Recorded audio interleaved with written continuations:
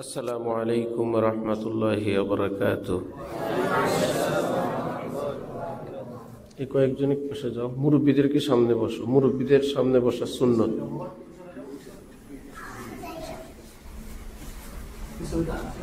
ছোট তো তুমি ওঠো, যাও। বুঝের মানুষ সামনে বসা সুন্নত ভাই, এটা আমার নিয়ম না, এটা নবীজির নিয়ম।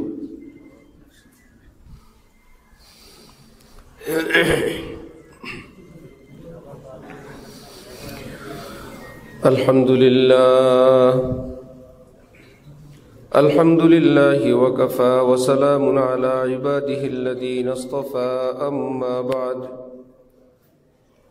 ফাআউযু বিল্লাহি মিনাশ শাইতানির রাজীম। বিসমিল্লাহির রাহমানির রাহিম।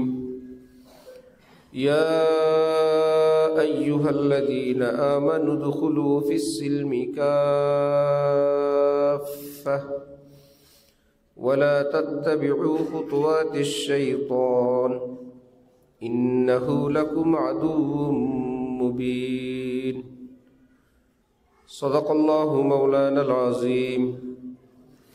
ওয়া ক্বালা রাসূলুল্লাহি সাল্লাল্লাহু তাআলা আলাইহি ওয়াসাল্লাম, الإيمان بضع وسبعون شعبة فأفضلها قول لا إله إلا الله وأدناها إماطة الأذى عن الطريق والحياء شعبة من الإيمان أو كما قال رسول الله صلى الله تعالى عليه وسلم। মুআজ্জাজ হাজিরিন,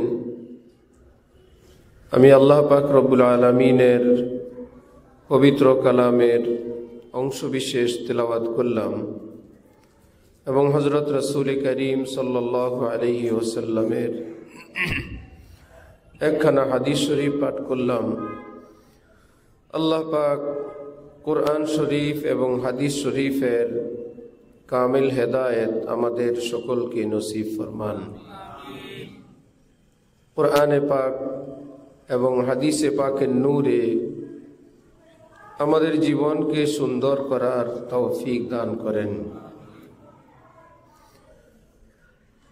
আল্লাহ পাকের কালামে আল্লাহ পাক আমাদের জন্য হেদায়েতের অনেক কথা বলছেন।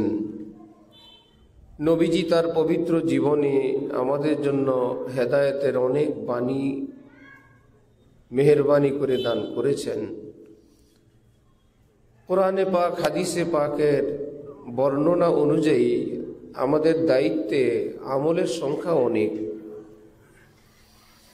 যার জন্য যে যেদিক থেকে পারেন চেষ্টা করেন, আলেমদের থেকে, কিতাব থেকে, দাওয়াত ও তাবলীগ থেকে, সকলেই দ্বীন ইসলামের যে যেটার সন্ধান পান নিজের মতো করে আমল করার চেষ্টা করেন। এটা সৌভাগ্যের বিষয়, কিসমতের বিষয়, ভালো বিষয়। আল্লাহ আমাদের সকলের আমল কবুল ফরমান। কিন্তু কিছু মৌলিক জিনিস, মৌলিক এলেম সকলের থাকা দরকার। কোনটা না হলেই হবে না, কোনটা না হলেও হবে, কোনটা আমার অবশ্যই করণীয়, কোনটা করলে ভালো। যেমন উযুর 4 ফরজ, 3 অঙ্গ একবার করে ধৌত করা, চেহারা, হাত, পা, মাথার 4 ভাগের 1 ভাগ মসেহ করা, এই 4টা হলো উযুর ফরজ। কেউ যদি চেহারা 3 বার ধুইলেন, 1 বার ধোয়া ফরজ, 2 বার 3 বার হইল কি সুন্নত। তিনি চেহারা 3 বার ধুইলেন, হাতও 3 বার ধুইলেন, পাও 3 বার ধুইলেন, শুধু মসেহ করেন নাই, ওনার কি উযু হবে? 3 তিরিকা 9 বার ধুইছেন। আচ্ছা, কেউ মাথা মসেহ করছেন, কোন অঙ্গ ধুইলেন না, সে অঙ্গ পুরা না, অর্ধেক ধন নাই, 2 পায়ের সামান্য একটু বাকি আছে, সবই ঠিক আছে, ওনার কি উযু হবে? আরেক বেচারা প্রত্যেক অঙ্গ মাত্র একবার করে ধুইছে, মাথাটা কোনো রকম একটু মসেহ করছে। কোনো মুফতি সাহেবের কাছে জিজ্ঞাসা করলে বলবে হ্যাঁ ওনার উজু হয়ে গেছে। চেহারা পুরাটা একবার ধুয়ে নিছেন, হাত একবার ধুয়ে নিছেন, পা একবার ধুয়ে নিছেন, মাথা 4 ভাগের 1 ভাগ মসেহ করে নিছেন, তাহলে তার উজু কি হয় নাই না হয়ে গেছে? মাত্র এত শর্ট টাইমে ওনার উজু হয়ে গেল। আরেক বেচারা 3 বার চেহারা, 3 বার হাত, 3 বার পা ধুইলেন, শুধু মসেহ করেন নাই, তার উজু কেন? ফরজ বাদ গেছে তার। আরেক বেচারা যে একবার করে ধুইলেন, তার কি ফরজ বাদ গেছে না সুন্নত বাদ গেছে? সুন্নত। একবার মাওয়া ফেরি থেকে নামার পর আমার শায়েখ হযরত ওয়ালা ঢালকানগর দামাত বারাকাতুহুম ফজর পড়বেন, খুবই অল্প সময়। ঘড়ি দেখে আমরা দুইজন দেখতেছি সময় আছে খুবই কম। উজু করবেন, কি করা যায়? উজুর কল কোথায়, পানি কোথায় খুঁজতে খুঁজতে মিনারেল ওয়াটার 1 বোতল কিনে হযরত কি দিলাম। এই ফরজ উজু ওই দিন আরো ভালো করে দেখলাম, ঝটপট একবার যে ফরজ নবীজি যে শিখাইছেন একবার করলেও ফরজ উজু হয়ে যাবে, তিনি তাই করলেন। আমি একামত দিতে শুরু করলাম, হযরত বললেন ভাই হাম্বুলি একামত দাও। কি ব্যাপার হাম্বুলি? হাদিস শরীফে আছে আরেকটা একামত যেটা আমরা আমাদের দেশে দেই, সেটা তো দেই, কিন্তু মক্কা শরীফ মদিনা শরীফে কি একামত আমাদের মতো দেয় না আরো শর্টকাট? আল্লাহু আকবার, আল্লাহু আকবার, শেষ। আশহাদু আল্লা ইলাহা ইল্লাল্লাহ, আশহাদু আন্না মুহাম্মাদুর রাসূলুল্লাহ, হাইয়া আলাস সালাহ, হাইয়া আলাল ফালাহ, একবার। এটা হাদিস শরীফে আছে, শুদ্ধ বিশুদ্ধ। হ্যাঁ, আমাদের ইমাম আবু হানিফা বলেন ওটার চেয়ে 2 বার যেটা আমরা দিই এটা আরো উন্নত। উন্নত তো পরে, কিন্তু হাম্বলিটা কি অশুদ্ধ না শুদ্ধ? আমি একামত শুরু করলে হযরত বলেন ভাই হাম্বলি দাও, দিলাম হাম্বলি একামত, ঝটপট করে নামাজ পড়লেন। সেই নামাজের মধ্যে একই অবস্থা, লম্বা সূরা কেরাত করলে তো সূর্যই উঠে যাবে। বুজুর্গি দেখালে কি সময় থাকবে? খুব ঝটপট করে নামাজ পড়লেন, নামাজটা পড়েই জলদি ঘড়ি দেখেন 1 মিনিট আছে। সূর্য উঠার কতটুকুন টাইম আছে? আপনারাই ফতোয়া দেন, হযরতের নামাজ কি হয়েছে না হয় নাই? একবার করে ধুইছেন, ফরজ হাম্বুলি একামত দিছেন, আবার শুধু ফরজ ওয়াজিবগুলো আদায় করে নামাজটা পড়ছেন। এই নামাজটা কি হয়েছে না হয় নাই? আমাদের মতন মৌলবী যদি হইতাম, সহি শুদ্ধ উজু করাও শেষ, সূর্য উঠাও শেষ, উজুতেই সূর্য উঠে যেত, নামাজ কাজা হয়ে যেত। কি ব্যাপার হুজুর? দুঃখের বিষয়, নামাজটা কাজা হয়ে গেছে। উজু তো আর বাদ দেওয়া যায় না। ওই যে উজুতে সুন্নতে সময় অতিরিক্ত দিয়ে আমার ফরজ চলে গেছে। সময়ের চাহিদা কি, মুক্তাজায় হাল কি, এই মুহূর্তে আমার জন্য কোনটা করণীয়, এটা আলিম হওয়ার কারণে তিনি বুঝে ফেলছেন, যার কারণে ওইভাবে করছেন। ঠিক এইটুকুন এলেম আমার আপনার সকলের জিম্মায় ফরজ, যে কি করলে আমার নাম মুসলমানের খাতায় থাকবে, ফাসেকের খাতায় যাবে না, পাপিষ্টের খাতায় আমার নামটা যাবে না, আমার নাম মুমিন মুসলিম হিসাবে থাকবে। আবার কিছু মানুষের নাম যাবে ফাসেক, পাপিষ্ঠ মুসলমান। আমি চাই আমার নামটা কমপক্ষে পাপিষ্টের খাতা থেকে কাটা দিয়ে একজন মুসলমান হোক। সব তো আলেম হবে না, সব তালেবে এলেমও হবে না, সব মানুষ হুজুর হবে না, সব বক্তা কিংবা মুফতি মুহাদ্দিস হবে না, কিন্তু সবাইকে মুসলমান হওয়া লাগবে না? মুসলমান তো হওয়া লাগবে, কৃষক মুসলমান হওয়া লাগবে, ব্যবসায়ী মুসলমান হওয়া লাগবে, যে যেখানেই থাকি নারী হোক পুরুষ হোক আমাদের কি হওয়া লাগবে? কে বলছেন? আল্লাহ, লা তামুতুন্না ইল্লা ওয়া আনতুম মুসলিমুন। মুসলমান না হইয়া কেউ মরবা না, কেউ আমার কাছে আসবা না, মুসলমান হইয়া তারপরে আসবা। সকলের জিম্মায় মুসলমান হওয়াটা ফরজ। এখন তো আমি মুসলমান হওয়ার জন্যই তো ভাই এত আমল করি। আরো সহজে যদি আমরা বলি, মনে করেন কোনো বাচ্চা স্কুলে পড়ে 8টা বিষয়, সে তার পছন্দ মতো কোনো বিষয়গুলো পড়ে, কোনোটা পড়েই না। পরীক্ষা দিল, সে কোনোটায় পাইছে 80, 90, 95, তার পছন্দের আইটেমগুলো। কিছু কিছু পড়া আছে না মজা লাগে, ঠিক ইসলামেরও কিছু আমল আছে মজা লাগে। আবার কিছু কিছু পড়া আছে কষ্ট, বাচ্চারা পড়তে চায় না। ইসলামেরও কিছু আমল আছে, এই আমলটা করতে একটু কষ্ট, বান্দারাও করতে চায় না। সবই আমল। সিন্নি খাওয়াও সুন্নত, আর আল্লাহর রাস্তায় কোরবানি করাও কি সুন্নত। দুই সুন্নত এক না।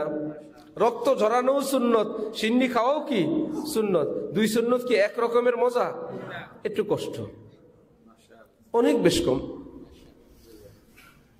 তো মন তো আছে, নফস আছে, সে সবসময় ফ্যাসিলিটি তালাশ করে, সুযোগ তালাশ করে। ঠিক আছে, ইসলামের ভিতরেও থাকলাম, মজায় মজায়ও থাকলাম। তো বাচ্চা কি করলো, তার মজার আইটেমগুলো সে পড়লো, পড়ে টড়ে পরীক্ষায় 80, 90, 95, অঙ্কে পাইছে 10। এইবার বলেন তো, সব আইটেম যে 80, 90 পাইলো, শুধু একটা বিষয়ে সে 10, এখন কি ছাত্রটা পাস নাকি ফেল? গড়ে ফেল। এখন সে যতই বুঝাইলো, এই 10 আর 80, 90 মিলায় এভারেজ গড় যদি বের করেন, আমার গড় 75। একটা কম পাইলে কি হয়েছে, সবটা মিলানোর পর গড়ে আমার নাম্বার 75। সবাই বলবে গড় বাবা সব জায়গায় চলে না। সব জায়গায় চলে? হেডমাস্টারকে স্যার আপনি আমার সব সাবজেক্ট একত্রিত করে আপনি 8 দিয়ে ভাগ দেন, দেখেন তো এক এক সাবজেক্টে কত পড়ে। এক রাজা উজির নিয়ে নদী পার হবেন, হালকা হালকা পানি, সুদিন কাল। রাজা বলল কেমনে পার হবা? উজির বলল স্যার কোনো টেনশন নেই, আমি পানিটা মেপে আসি। ঠিক আছে মাপো। সামান্য 2 ইঞ্চি, 4 ইঞ্চি, 6 ইঞ্চি, 10 ইঞ্চি পানি, কোথাও হাঁটু সমান, কোথাও কোমর সমান, কোথাও বুক সমান।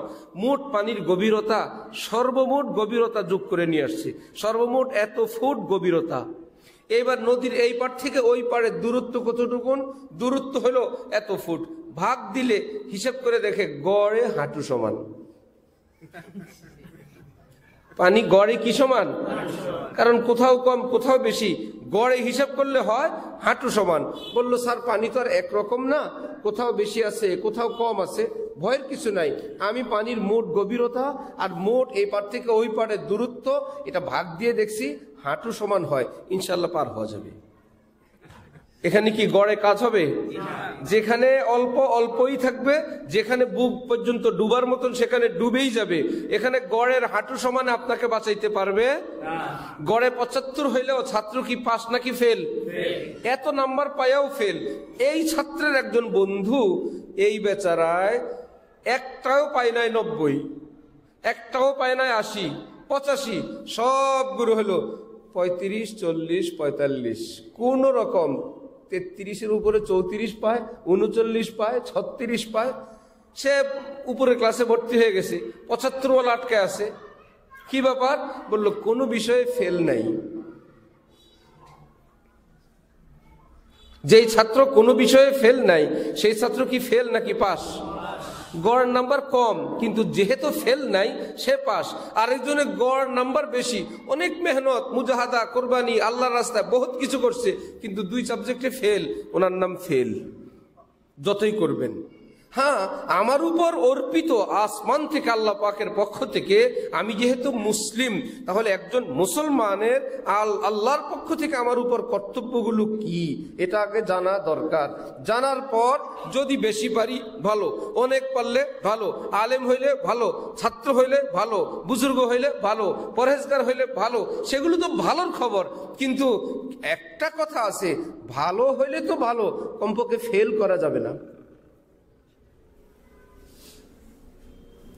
কোন ছাত্র ক্লাস 2 এর বার্ষিক পরীক্ষা দিয়ে বাড়িতে আসছে, রেজাল্টের পর বাবা জিজ্ঞেস করছে কি অবস্থা, পাস করছো? ছেলে খুব ক্ষিপ্ত হয়ে বলল পাস করবে। পাস তো করি নাই, ফেল নিয়ে টানাটানি।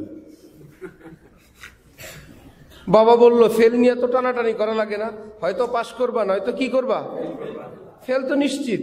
সে বলল না, নিশ্চিত না, ফেল নিয়ে টানাটানি আছে। কি টানাটানি?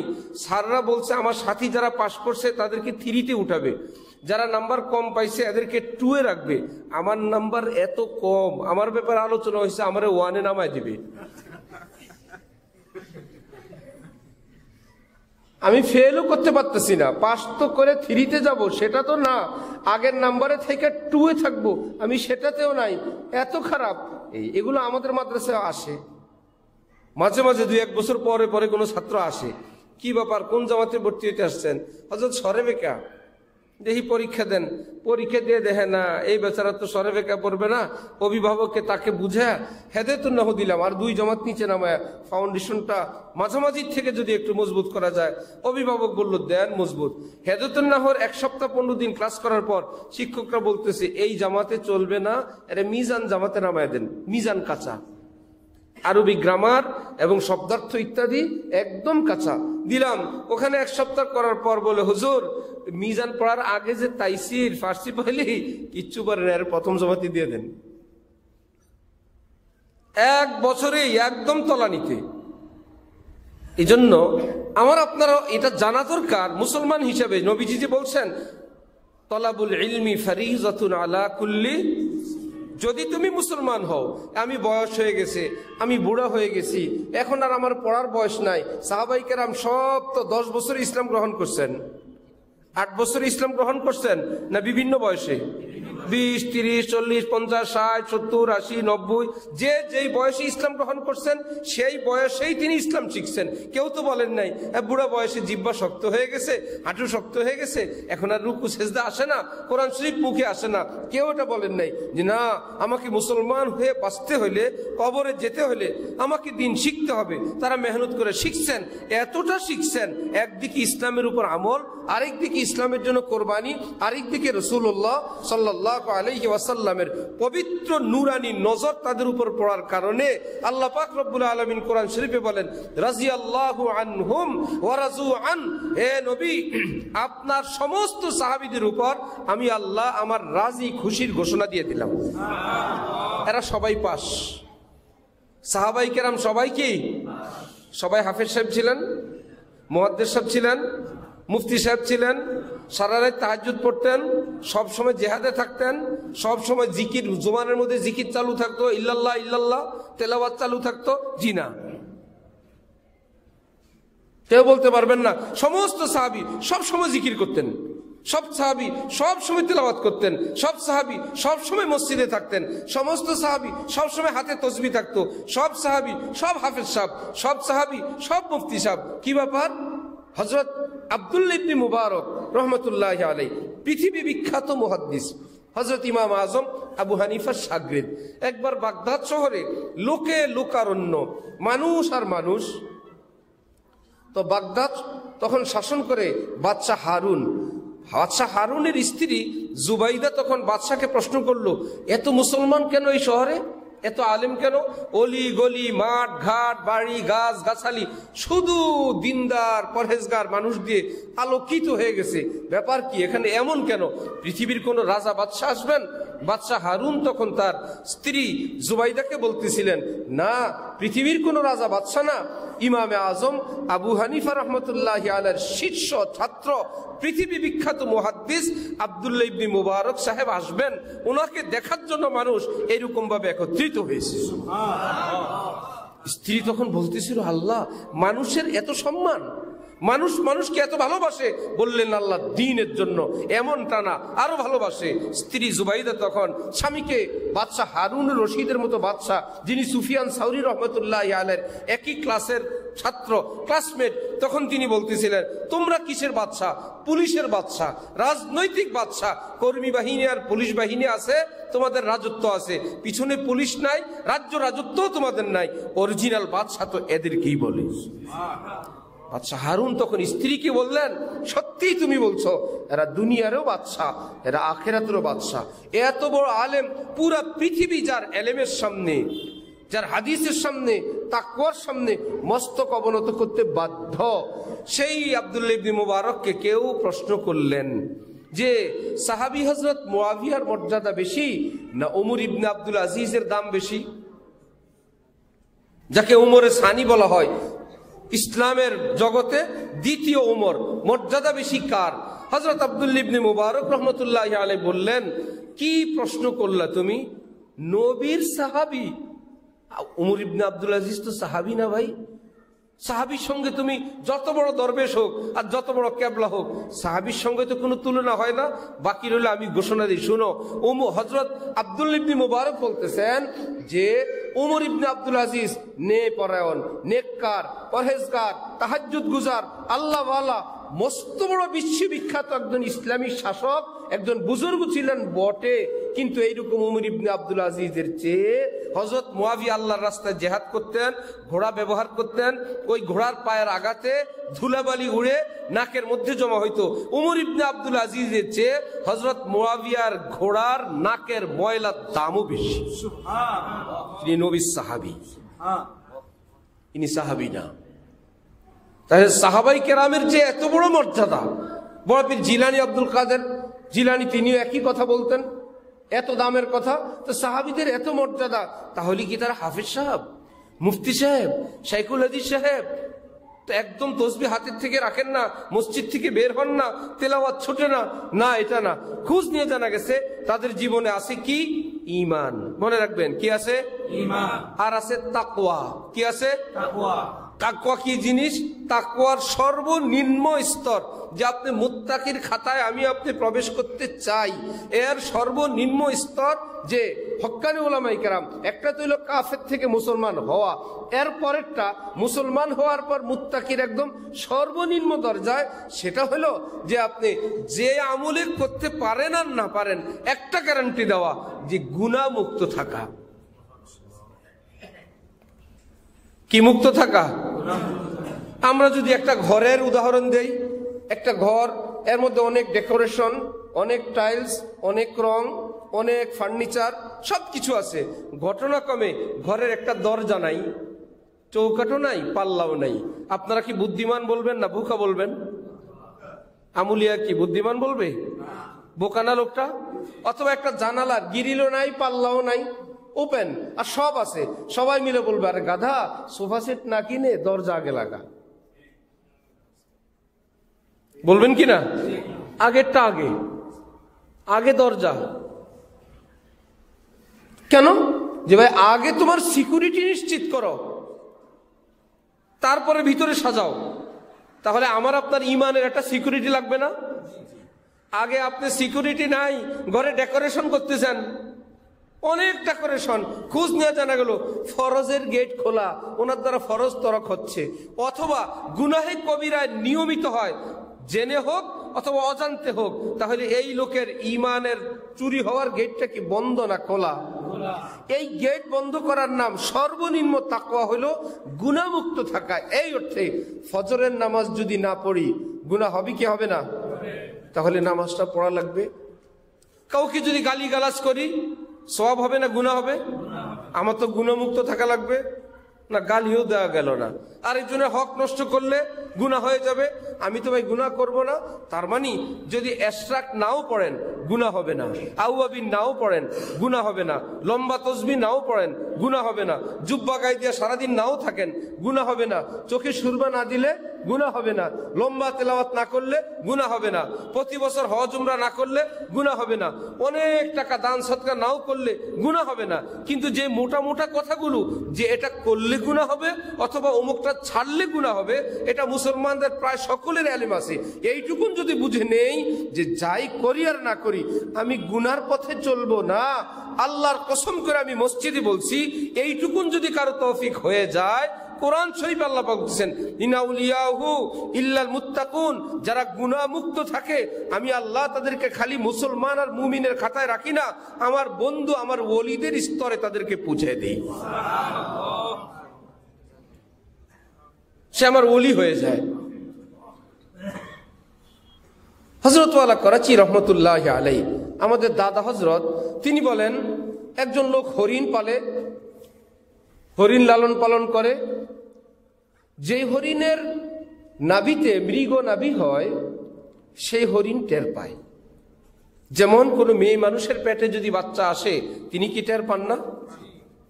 যেই পাগলি মহিলা মেয়েটা আগে এলোমেলো ঘুমাইতো, হাত পা আশ্রয়, একটা খাট যার জন্য লাগে, মা বাবা টেনশন করতেন এটা বিয়ের পর কি হবে, সেই মেয়েটাই এখন গর্ভবতী, এখন আর এলোমেলো ঘুমায় না, সে জানে আমি এখন আর একা না, আমার পেটে একটা বাচ্চা আল্লাহ পাক দিয়েছেন। সতর্ক হয়ে যায়, আমি এখন, আমার বাবু আছে, পেটের বাবু কষ্ট পাবে, সে এলোমেলো গড়ায় না, উলট পালট করে না। ওই হরিণের নাভিতে যখন আল্লাহ পাক মৃগ নাভির মতন দামি সম্পদ দান করেন, ওই হরিণও টের পেয়ে যায়। এখন অন্য হরিণরা ঘুমায়, এই হরিণ ঘুমায় না, কি ব্যাপার? সে মনে করে আল্লাহ আমাকে এত বড় দৌলত দিছেন, আমি ঘুমায় পড়লে যদি কেউ নিয়ে যায়, কেউ যদি কেটে নিয়ে যায়, না কোই রাহ পা যায় না কোই গैर আ যায়, হারিমে দিল কা আহমদ আপনি হরদম পাশে ভা রহনা। কোন শত্রু যদি এসে যায়, আমরা ঘুমায় থাকি দেশের মধ্যে, দেশের যারা বর্ডার পাহারা দেয় এরাও কি আমাদের মতন ঘুমায় থাকে রাত্রে? যে রাত 12টা বেজে গেছে, ভাই ঘুমায় যাই। হ্যাঁ, ঘুমাইতে পারো আরেক গ্রুপকে দায়িত্ব দিয়ে। যারা আসমানে পাহারা দেয় বিমান বাহিনী, তারা কি বলে অনেক রাত হয়ে গেছে ভাই, সারা রাতে চাকরি করবো নাকি ভাই, ঘুমাই। এরা ঘুমায় না, সজাগ থাকে। মেডিকেলে যারা ডিউটি করে, ঢাকা মেডিকেলে বলেন, ইমার্জেন্সি যত বড় বড় হসপিটাল আছে, তারা কি বলে রাত 2টায় কিসের চাকরি মিয়া, চলো ঘুমাই না। তারা সেখানে তার ডিউটিতে আছে। ঢাকা বরিশালের লঞ্চওয়ালা যদি বলে, ড্রাইভারের সাহেব, ইঞ্জিন ম্যান যদি বলে অনেক রাত হয়েছে একটু ঘুমায় যায়, না, সবাই ঘুমায়, তারা কিন্তু ঘুমায় না, তার দায়িত্ব আছে। ঠিক হরিণ ভাবতেছে আমি ঘুমাইলে আমার এত দামি সম্পদটা নষ্ট হবে, কেউ নিয়ে যাবে, সে এখন আর ঘুমায় না। এবার মালিক যিনি হরিণ পালেন, এই ঘোড়ার এই আচরণ দেখে তিনি বুঝে ফেলেন, হ্যাঁ কাম হয়েছে। কি জন্য ঘুমায় না? নিচে হাত দিয়ে দেখেন আল্লাহ রহমতে মৃগ নাভি আল্লাহ পাক মেশকো আম্বর দান করছেন। হরিণের কাছে তার মৃগ নাভির মেশকো আম্বরের দাম এত, সে এখন আর ঘুমায় না। আল্লাহর কসম, এই আসমান জমিনের চেয়ে ইমানের দাম আরো অনেক বেশি, অনেক বেশি। একজন মুমিনের তো এইটুকুন সতর্ক, চৌকান্না, হুঁশিয়ার থাকা দরকার। কিছু করতে পারি আর না পারি, কমপক্ষে শয়তান যেন আমার ইমান চুরি করতে না পারে, আমার ইমানের ঘরে প্রবেশ করতে না পারে। এই জন্য আল্লাহ পাক হযরত আল্লাহ করাচি বলেন, ইমানকে আল্লাহ বুকের মধ্যে রাখছেন। সাধারণত পৃথিবীর সব দেশের রাজধানী দেশের ভিতরে হয়, বর্ডারে হয় না। কোন দেশের রাজধানী তার বর্ডারে নাই, কারণ দুশ্মনের কাছে রাজধানী থাকে না, দুশ্মন থেকে বেশ দূরে রাজনীতি করে। আল্লাহ পাক ইমানকে আমাদের বুকের মধ্যে রাখা বর্ডার লাগাইছেন, চোখ, জবান, কান, হাত, পা। এবার বললেন শুনো, এই ইমানের বাড়িতে আক্রমণ করবে, কিন্তু হাত, পা, চোখ, স্কিন, জবান, কান, সেগুলোর মাধ্যমে বর্ডার যদি হেফাজত করতে পারো, জলে, স্থলে, আসমানে, তাহলে দেশ হেফাজত। কোন দিক থেকে যদি শত্রু প্রবেশ করতে নাই পারে, কোন পথে, জলপথে, স্থলপথে, আকাশ পথে, তাহলে রাজধানীতে হামলা করবে কেমনি? চতুর্দিক থেকে হেফাজত করো, রাজধানী নিরাপদ। রব্বুল আলামিন আমাদেরকে বলছেন, ইমান বুকে দিলাম, শোনো, এই নজর যেন ভিন নারীর উপর না পড়ে। ভিন নারীর উপর পড়লে এই চোখের মাধ্যমে ইমানের উপর গিয়ে হামলা হবে। এই কানে যেন গান না ঢুকে, কানের পথ দিয়ে কিন্তু ইমানের উপর হামলা হবে। এই জবান দিয়ে যেন গীবত, জুলুম, গালিগালাজের কথা না হয়, তাহলে ইমানের উপর হামলা হবে। তাহলে কমপক্ষে এইটুকুন যদি খেয়াল করি, আমল কতটুকুন করি আর না করি, আমার ভাই, আমার ইমান যেন ক্ষতিগ্রস্ত না হয়, আমি যেন পাপিষ্টের খাতায় আমার নাম যেন না আসে, এইটুকুন যদি হয়ে যায়, আল্লাহ পাক যদি কাউকে তৌফিক দেন, ইনশাআল্লাহ এটাই আলামত। এই তৌফিক আল্লাহ যাকে দেন তাকে ছোট্ট খাট্ট ওলি বানান না, আল্লাহ পাক ধীরে ধীরে তাকে আল্লাহর মস্ত বড় ওলি আল্লাহ বানায়, কামেল মুমিন বানান। আর যদি এমন হয় ওই বোকা ছাত্রের মতন এক সাবজেক্ট পড়তেই আছে, এক অঙ্গ ধুইতেই আছে, আরেক অঙ্গ ধোয় না, এক অঙ্গ খুব যত্ন করে, আরেক অঙ্গ যত্ন করে না, শরীরের এক অঙ্গ খুব যত্ন করে, আরেক অঙ্গ নষ্ট হয়, এটা সুস্থ মানুষ না। কোনো মেয়ে মানুষ দেখতে ফর্সা, স্বাস্থ্য ভালো, সব দিক থেকে খুব সুন্দর, শুধু একটা চোখ নাই, কেউ কি বলে সুন্দরী মেয়ে? শুধু ঠোঁট কাটা বলে না, কান কাটা বলে না। কারে সুন্দরী বলে? যার সব অঙ্গ ঠিকঠাক মতন আছে, তাকেই বলে সুন্দরী, তাকেই বলে পরিপূর্ণ, আকর্ষণীয়। ঠিক রব্বুল আলামিন বলেন, আমার কাছে আসবা তাহলে সেজে গুজে আসো, তোমারও যেন এমন না হয় যে সব কিছুই আছে, একটা ফরজ নাই, সবই আছে, কেবল কয়েকটা গুনায় লিপ্ত। সব ঠিক আছে, জবানটা ঠিক নাই, সবই ভালো, কেবল কবিরা গুনাহ করে, সবই ভালো, কেবল পরের হক খায়, সবই ভালো, মসজিদ মাদ্রাসায় দান সদকা আছে, কিন্তু বোনের হক দেয় তো না, বোনদেরকে বাড়িতে ভিড়তেও দেয় না, নাম নিতেও দেয় না। দরবেশ এত চালাকের চালাক, আশপাশ থেকে ইশারা ইঙ্গিতে বোনদেরকে ভয় লাগায় দেয়, অংশ নিলে ধ্বংস হয়ে যায়। তাহাজ্জুদ ঠিক আছে, এশরাকও ঠিক আছে, হজ উমরাও ঠিক আছে, কিন্তু বোনের হক এই ভাগটা কি কোনো আলেম ওলামা করে দিচ্ছেন না আল্লাহ নিজে? কোরআন শরীফ আল্লাহ একদম নিজে ভাগ বাটোয়ারা করছেন। তোমার আব্বার সম্পদ, একই বাবার সন্তান তোমরা, তোমার বোনের জন্য এইটা, তোমার জন্য এইটা। এই একই ভাই বোনকে আবার খবর লাগায় এইটা নিলে ধ্বংস হয়ে যাইবা। উফো, তরমুজ একটা বাজার থেকে আনলেন, ভাইয়ে খায় আর বোনরে বলে তুমি যদি খাও এই তরমুজে বিষ আছে। ও ভাইয়া, তুমি খাইলে বিষ নাই, চতুর্দিক থেকে তুমি খাইতে পারো, আমি যদি কোনো পাশ দিয়ে হাত দেই আমারে বলে খাইলে মারা যাইবা। আব্বা কিনে আনছেন আমাদের সকলের জন্য তরমুজ, তুমি যা ইচ্ছা তাই খাবা, চতুর্দিক থেকে খাবা, তোমার কোনো অসুবিধা নাই, আমি খাইলে বিষ। তাহলে আল্লাহ পাক যে বোনের জন্য সম্পদটা ভাগ করে দিলেন, তাহলে নারীদের জন্য এই ধ্বংস হওয়ার ব্যবস্থা কি আল্লাহ করলেন? যেই ভাইয়েরা বলে অংশ নিলে ধ্বংস হয়, অংশের ভাগ তো আল্লাহ করছেন, এই গালিটা তো আল্লাহর উপর পড়ে। আল্লাহ আপনার নারীদেরকে ভাগ নেওয়ার কথা বললেন, তাদেরকে ধ্বংস হওয়ার জন্য আপনি রাস্তা দেখায় দিলেন। কোনো এরশাকে কাজ হবে না, কোনো আউয়াবিনে কাজ হবে না, কোনো তাহাজ্জুদে কাজ হবে না, কোনো হজ উমরায় কাজ হবে না, কিয়ামতে ডান্ডা পড়া। কি ব্যাপার? পরের হক খাওয়া লোক। বলেন কি? হঠাৎ হঠাৎ বুড়া মানুষ ধরা খায় না? 25 বছর আগে খুন করে দরবেশে সাইজা বসে রয়েছে, পুলিশ বলে যত বড় দরবেশে হোক তোর নাম খুনি। পাওয়া যায় কিনা? মসজিদ থেকে নেওয়া যায়। তখন তো ছিল জোয়ান কাল, এখন বুড়া হইয়া কত কিছু করছে। বলে যাই করো, আরেকজনের খুনের বিচার হওয়ার আগে তোমার আর শান্তি নেই। ঠিক নামাজি সাহেব, দরবেশ সাহেব কিয়ামতে হাট করা। কি ব্যাপার? বোনদেরকে দেয় নাই, মাপর ব্যবস্থাও হয় নাই তাদের সঙ্গে। এই আরেক গ্রুপ আসবে, স্ত্রীর মোহর দেয় নাই, সে বলবে কিসের মোহর? মোহর তো দেয় বিয়ে তালাক হইলে। আমার তো তালাক হয় নাই, বউ তো ছিল। মোহর কি বিয়ের তালাক হইলে দেয় না বিয়ে হইলে দেয়? নারীর মোহরের টাকা পাবে বিয়া ছাড়াছাড়ি হয়ে গেলে না বিয়ে করলে? মুসলমান তো এটাও জানে না, বলে লেখা রাখেন। এখন তো এটা যখন ছাড়াছাড়ি হওয়ার কথা, ওই সময় নাই খাতা উল্টে দেখবো কত লিখছিল। এটা তো শুধু একটা বলার জন্য আর লেখার জন্য। মোহরের লেনদেনটা কি বলার জন্য, লেখার জন্য না পরিশোধের জন্য? শেষে বলবে কিসের মোহর? 50,000 টাকা মোহর, ওরে তো 30 লাখ খাওয়াইছি।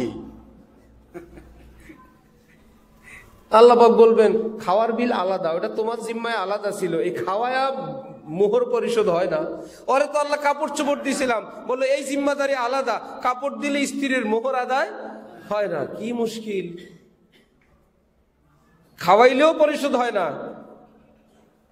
পড়াইলেও পরিশোধ হয় না। বলো ওর যে বিল্ডিং বানায় দিছি সেটার দামই তো 30 লাখ।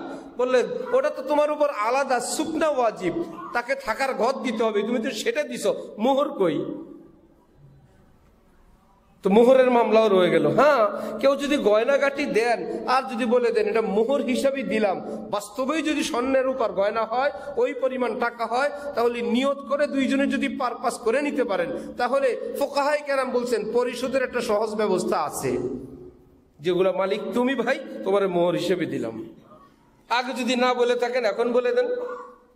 আর যদি হয় মোহর ছিল 10,000, 20,000, 50,000, আল্লাহ পাক তৌফিক দিছে, বুজুর্গানি দিন বলে কিস্তিতে কেবল দুনিয়ায় কিস্তি আছে, মোহরেরও কিস্তি আছে।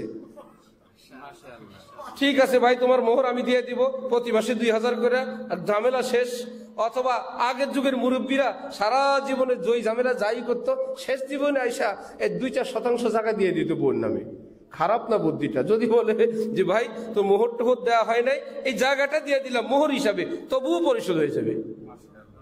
এটা তার স্বাভাবিক পাওনার অংশ না। দুনিয়াতে থাকতেই যদি বলে মোহর হিসাবে এটা দিয়ে দিলাম, হয়ে যাবে। কিন্তু কোনোটাই দেওয়া হইল না, কিয়ামতে দেখা যাবে হুজুর সাহেব তো ধরা খাইছেন মোহরের মামলায়, আরেক হুজুর ধরা খাইছেন বোনের সম্পদের মামলায়। এই জন্য আল্লাহ পাক আমাদেরকে অনেক কথা বলছেন। এইটুকুন কথা আজকে আমরা মনে রাখি, যাই করি আর না করি গুনাহ করব না, চেষ্টা করবো ইনশাআল্লাহ। এটা করতে হইলে অনেক কিছু করা লাগবে না, গুনাহ করব না। তার মানে তাহলে কি মসজিদে থাকবো না? ব্যবসা করেন, চাকরি করেন, কৃষি কাজ করেন, দুনিয়ার যত হালাল পেশা আছে সব করেন, শুধু এইটুকুন খেয়াল রাখবেন আমার দ্বারা আল্লাহর কোনো হক যেন নষ্ট না হয়, মাখলুকের উপর কোনো জুলুম অত্যাচার যেন না হয়। এবার আজান আসছে, হাইয়া আলাস সালাহ, মুয়াজ্জিন বলতেছে আসেন নামাজে, হাইয়া আলাল ফালাহ, আসেন কামিয়াবিতে। সবাই এসে বললো কিসের কামিয়াবি মুয়াজ্জিন সাহেব? আপনি ডাকলেন কামিয়াবির দিকে আসার জন্য। আসছি তো, কই কামিয়াবি দেন। মুয়াজ্জিন বলবে এটা আমি বলি নাই, আল্লাহ আমারে বলছেন আপনাদেরকে বলার জন্য। কামিয়াবিটা কি মুয়াজ্জিন সাহেবের কাছে না আল্লাহর কাছে? এই কথা ভাই আমি না, আমি তো বললাম। রাজা বাদশাহ অনেক কথা নিজে ঘোষণা করেন না, কাউকে দিয়ে করান। মহান রাজার রাজা আল্লাহ, তিনি বলেন আমার বান্দাদেরকে ডাকো, হাইয়া আলাল ফালাহ, আমার ঘরে আসলে দুনিয়া আখিরাতে তারা কামিয়াব হবে, আসতে বলো। এই আওয়াজটা মুয়াজ্জিনের না, এটা আল্লাহ পাকের। কি শিশের? আরে আমার বান্দা আমার কাছে আসবে, আমি তাকে আদর করব, রহমত দিব, তার গুনাহ মাফ করব। ইন্নাস সালাতা তানহা আনিল ফাহশাই ওয়াল মুনকার, নামাজ পড়লে তার জীবনের অনেক অন্যায় অনাচার থেকে মুক্তি পায়। নামাজের দরজায় সেইতে বলে আল্লাহুম্মা ইফতাহলি আবওয়াবা রহমাতিক, আল্লাহ আপনার রহমতের যত আইটেম আছে সবগুলোর দরজা আমার জন্য আপনি সব খুলে দিয়ে দেন। গেইটাই সেই তো বলে। তাহলে এটা কি কামিয়াবি না? সেজদা কি কামিয়াবি না? রুকু তেলাওয়াত কি কামিয়াবি না? এইটুকুন নামাজটা পড়ে নিলাম, আবার কাজে গেলাম, কাউ ঠক না দেই, ওজনের কম না দেই, মিথ্যা কথা না বলি, আর বলি দোকান খুলনা হামারা কাম হয়, গ্রাহক ভেজনা আল্লাহ মিয়া কা কাম হয়। আল্লাহ হালাল রুচির জন্য দোকান খুলে বসছি, আল্লাহ একটা কাস্টমার পাঠান, দুপুরে তো ব্যবস্থা নাই, আল্লাহ কেমনে চাল ডাল কিনবো? একটু পরে কেউ আসছেন, 10-20 টাকা লাভ হয়েছে, আর খুশি, আমার আল্লাহ আমার জন্য পাঠাইছেন, আল্লাহ আপনি আমাকে দিছেন। আহা, ছোট্ট বাচ্চাকে যদি কাপড় দেয়, বাচ্চা যদি খুশিতে বলে আমার আব্বু দিছেন, আমার বাবা দিছেন। বাবা যদি পাশের রুম থেকে শুনে জামা গায়ে দিয়ে কেবল এর কাছে বলে আমার বাবা দিছে, সবার কাছে বলে, বাবার মন খুশিতে উদ্বেলিত হইতে থাকে। বাবা মন চায় এখনই মার্কেটে গিয়ে আরো কতগুলো এনে দেই।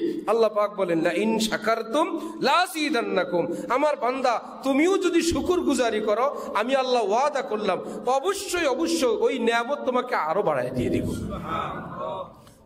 কয়েক টাকা লাভ পায় বলে আমার আল্লাহ দিছেন, আমার আল্লাহ দিছেন, আমার আল্লাহ দিছেন, আমার আল্লাহ দিছেন। রব্বুল আলামিন বলে আগামীকাল দোকান খুলিস, আরো দিব।